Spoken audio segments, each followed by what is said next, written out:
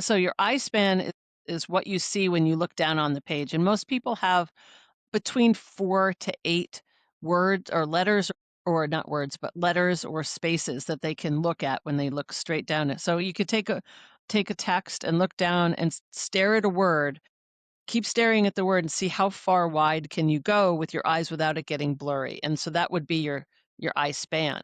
Now, if this is your eye span, then you're stuck like this. But if you can learn how to expand it, you can do that by saying, I'm going to look for the words that have the most importance, and they're usually 3 or 4 letters in length and longer.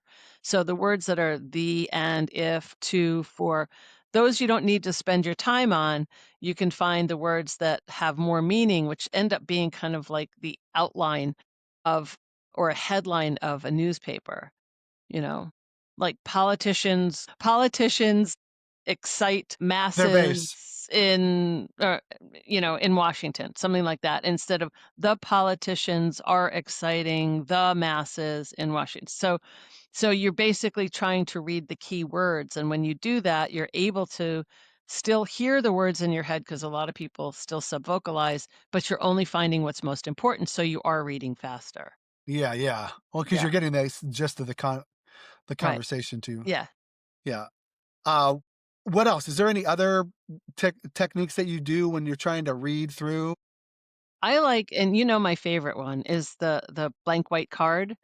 So if Oh, you take if yes. you take a white card, let me see if I have, yeah, like a Something like blank white this? card. Yep, like that. Or even like a business card, like look at the back side of a business Y card. Yep. And I ask, you remember this? You ask people, where would you want to put this if you're going to read with it?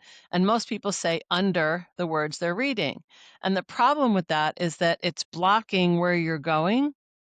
So where you wanna put the card is above so that it forces you to push down instead of, Uh-huh. and it covers what you've already seen so that it really takes out a lot of that ability to go backwards, to regress, to go backwards. And so reading with a white card is phenomenal as long as it's above the words that you're reading.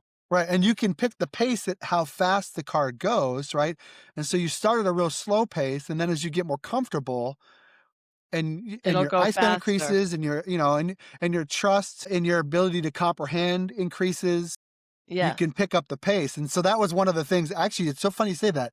That was I need to get back to that because that was it was a really useful tool to doing that. And I forced my brain to have to pick it. And when you tell your brain we're gonna go this fast, it I don't know what the psychology in this is and how this works, but your brain goes, I guess that's how we want to work. I got to strengthen. I got to get faster. I got to pick up more words.